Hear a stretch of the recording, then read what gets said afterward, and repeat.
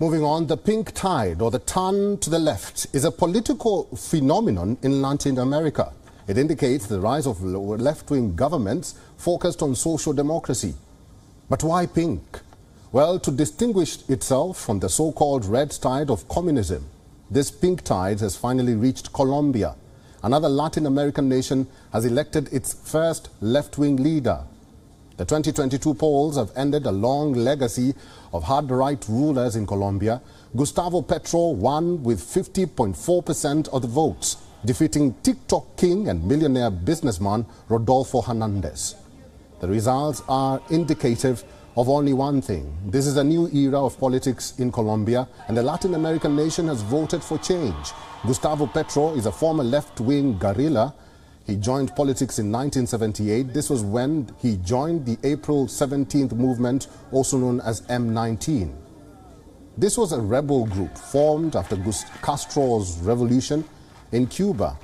In 1985, he was briefly arrested and even tortured by the Colombian army. Later, he held a number of political posts, including that of Bogota's mayor.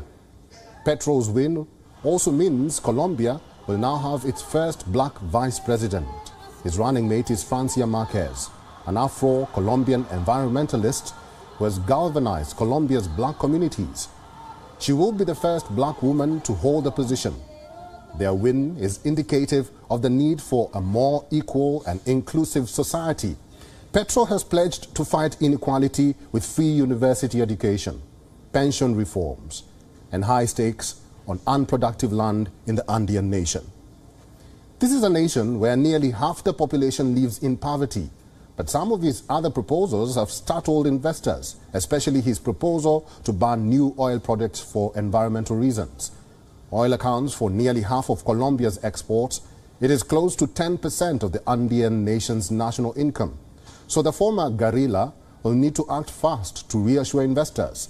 Petro's proposals will also face massive challenges. This is because of a deeply divided Congress where a dozen parties hold seats. So Petro will have to strike deals with the centrist party to pass reforms. The election results come at a crucial time for Colombia. A growing number of Colombians face poverty. They are dealing with extreme economic inequality and a resurgence of cartel-related violence. The country also remains the world's top producer of cocaine, despite crackdown on narco cartels.